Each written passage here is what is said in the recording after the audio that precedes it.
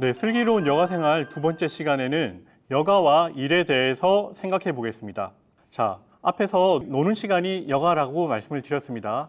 그런데 원래 여가라는 말은 서양에서 들어오는 말이거든요. 서양에서 여가에 대해서 보통 어떻게 얘기하는지 하나 말씀을 드리겠습니다.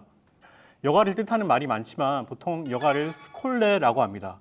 그런데 서양에서 말하는 여가의 개념은 굉장히 의미가 넓다라고 할 수 있습니다. 여기 그림에서 보시는 것처럼 우리가 보통 자유시간 노는 것만 여가라고 생각하는데요. 때로는 일하는 것이 여가가 될 수도 있고, 그리고 교육, 공부하는 것이 여가가 될 수도 있습니다. 그러니까 특정한 시간이 아니라 내가 생활하는 24시간, 일상생활의 모든 활동이 여가가 될 수 있다라는 말이거든요. 어떻게 일하는 것이 여가가 될 수 있을까요? 어떻게 교육하는 것이 여가가 될 수 있을까요? 예전에 벌써 오래전인데 무릎팍도사라는 프로그램에 한비아 씨가 나왔던 적이 있습니다. 그 힘든 사실 굉장히 위험한 구호 활동 일을 왜 계속 하시는지 한비아 씨에게 물었는데 한비아 씨가 바로 이 일이 내 가슴을 뛰게 만드는 일이다 라고 대답했거든요. 그 당시에 굉장히 화제가 됐었던 질문이고요. 많은 젊은이들이 멋지다라고 생각했습니다. 자, 그런데 과연 생각해 보십시오. 두 분 또 일을 하고 계시지만 정말 지금 하시는 일이 내 가슴을 뛰게 만드는 일인가요? 아니면 그냥 돈 벌어야 되니까 하시는 일인가요? 한비아 씨처럼 정말 내가 하는 일이 내 가슴을 뛰게 한다라고 말씀하실 수 있는 분이 많지 않으세요. 정말 내가 좋아하는 일을 해서 그걸로 이제 돈 벌고 살면 정말 행복한 일이라고 할 수 있습니다. 제가 또 다른 분을 한번 소개시켜 드릴게요. 이분은 일본 분이시고요. 초밥을 만든 할아버지, 가운데 계시는 오노시로 할아버지입니다. 많은 손님들이 이 할아버지께 물어본다고 합니다. 고령이신데 집에서 좀 쉬는 게 어떻습니까? 라고 물어보면 이렇게 답하신대요. 일본에는 연말 연초에 며칠, 일주일 정도 쉬는 기간이 있는데 그 시간이 제일 힘들다고 합니다. 네, 왜냐하면 일을 쉬는 것보다 내가 좋아하는 일을 하는 게 더 좋기 때문입니다.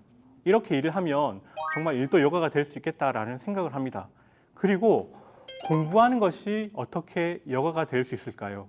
수능을 치려고 해야 되는 공부는 내가 하기 싫은 공부를 억지로 대학 가기 위해서 해야 되기 때문에 힘듭니다.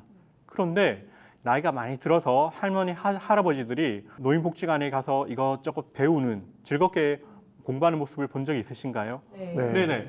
나이가 들어서 아니면 내가 하고 싶은 공부를 하는 것은 기쁘고 즐거운 일이거든요. 학교를 영어로 스쿨이라고 하고 또 여가를 스콜레라고 한다고 말씀드렸습니다.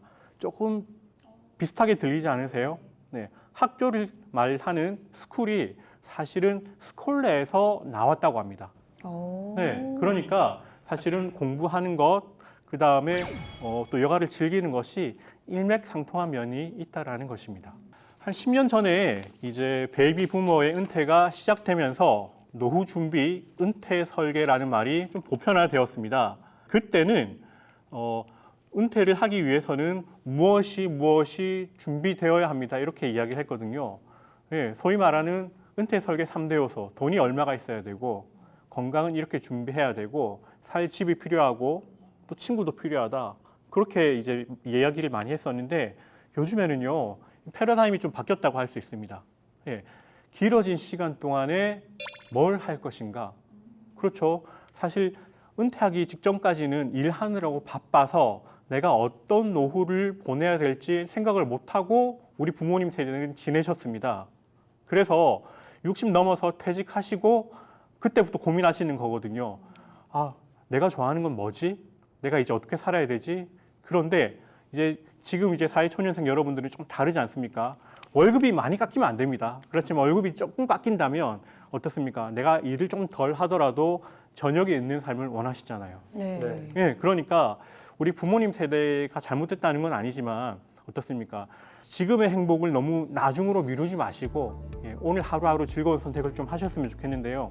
그래서 사실은 이 여가, 취미에 대해서 고민하는 것이 내 시간을 어떻게 보낼 것인가에 대한 고민이라고 바꿔 생각할 수도 있습니다. 어느 방송에서 사람들에게 질문을 했습니다. 100세 시대에 행복하려면 어떻게 해야 될까요? 라고 질문을 했더니 제일 많은 응답이 첫 번째가 건강해야 된다. 맞죠? 네. 무조건 오래 사는 게 능사는 아니고 건강하게 오래 사셔야 되고 또 젊은 사람들일수록 어떻게 대답했냐면요. 질리지 않게 살아야 되지 않을까요? 그렇게 대답했어요. 그러니까 어떻습니까? 저희 부모님, 저희 아버지께서 저한테 늘 강조하셨던 점은 뭐냐면 열심히 해라. 그 다음에 인사 잘하고 예의를 있게 해라 그랬는데 어떻습니까? 요즘에는요. 무작정 열심히 하기도 힘들지만 보통 이제 번아웃이라고 하죠. 소진이 오기 때문에 어쨌든 내가 한 것들을 잘 하면서 좀 균형을 맞추는 게 중요하다는 생각이 듭니다. 제가 지금 다니는 회사 국민연금에 입사를 할 때에 질문이 그거였습니다. 일을 하다가 너무 힘들 때 어떻게 그것들을 극복해 갈 것인가라는 질문을 주셨거든요. 그러니까 사회초년생이 일하면서 받는 스트레스 관리를 취미나 여가 활동을 통해서 잘 좀 해결했으면 좋겠다. 그것이 면접관에 좀 의도가 있는 질문이었는데 저는 그 의도를 파악하지 못하고 소진이라고만 생각했거든요. 그래서 제가 좀 대답을 잘못해서 아찔했던 기억이 있습니다. 그러니까 여러분들께서도 사회초년생으로 일을 하시게 되면 또 많은 시행착오나 또 스트레스를 받으실 건데 스트레스를 풀 수 있는 방법이 여러 가지가 있겠지만 이 취미나 여가 활동을 통해서 또 삶의 균형을 이뤄가는 것도 괜찮은 방법이라고 생각을 합니다. 그리고 제가 앞 시간에는 여가를 본자질모라고 짧게 말씀을 드렸어요. 본인이 자발적으로 원하는 것을 하는 것을 본자질모라고 말씀드렸는데 사실 조금 더 깊게 생각해 보면 여가는 세 가지를 생각하셔야 되거든요. 첫 번째는 시간적인 차원입니다. 네, 내가 너무 좋아하는 건데 지금 못하고 있으면 별로 의미가 없습니다. 지금 내 생활에 만족감을 주는 활동이어야 되고요. 또 두 번째는 활동적 차원입니다. 정말 힘들 때는 가만히 있는 게 휴식이 필요하기도 하고 또 멍 때리는 게 필요하기도 한데 너무 정적으로 가만히 있으면 좀 지루하잖아요. 그래서 어떤 것을 하는 활동적인 차원이 있어야 되고 그다음에 마지막으로 상태적인 차원이 있으셔야 됩니다. 자, 내가 헬스를 좋아하지만 내가 정말 헬스를 좋아해서 매일 하는 것하고 할 수 있는 것이 운동밖에 없어서 헬스만 하는 것은 느낌이 다르다라는 것이죠. 내가 해외여행을 가는 것도 어떻습니까? 가서 기쁘고 즐거워야지 음식이 맞지 않고 또 너무 힘들고 그래서 억지로 하는 여행이라면 내가 좋아하는 여행을 하더라도 그 안에는 여가가 없을 수 있다는 것입니다. 그래서 어떤 활동에 몰입할 때 갑자기 생기는 깨달음의 기쁨을 여가라고 할 수 있는데 이 세 가지 차원을 기억하셨으면 좋겠습니다. 여가와 일의 관계를 말씀드렸습니다. 또 일도 또 공부하는 것도 여가가 될 수 있다라고 말씀을 드렸고요. 궁금하신 점이 있으면 질문을 통해서 이어가도록 하겠습니다.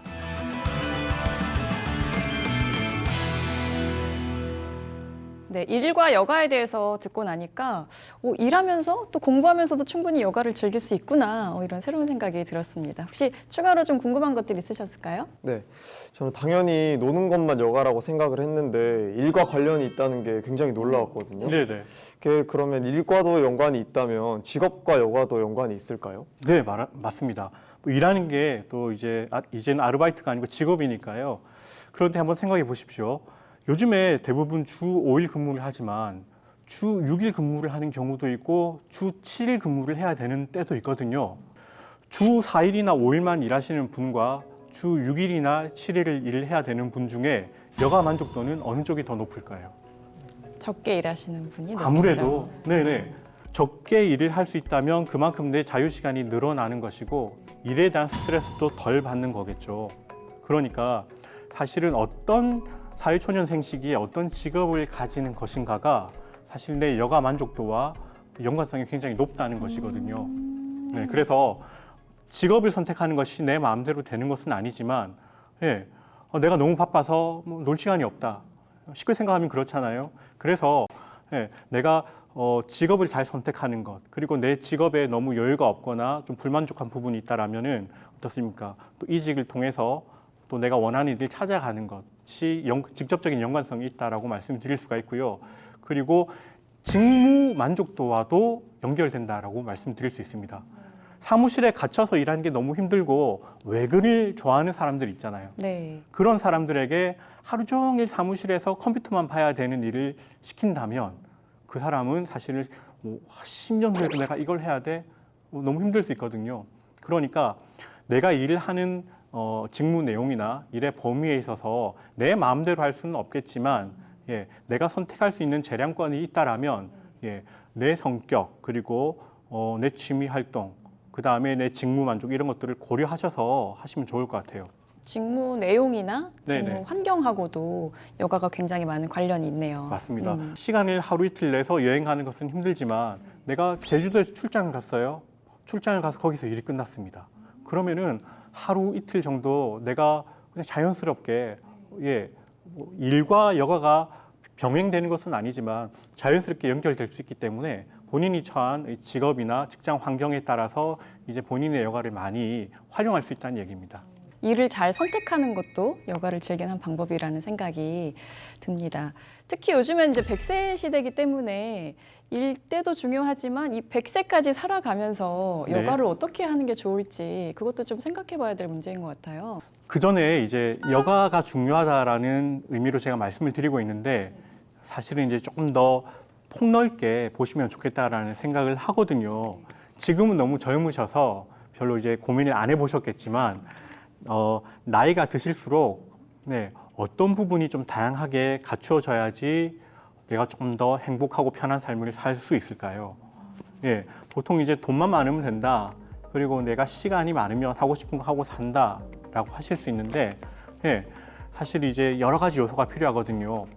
뭐 돈이 아무리 많고 시간이 아무리 많아도 예, 내가 맛있는 거 먹을 때 혼자 먹는 것보다 주변의 사람들 같이 먹는 게 좋잖아요. 네. 그래서 그런 주변의 친구 관계들을 잘 좀 만드시고 그래서 어떻습니까?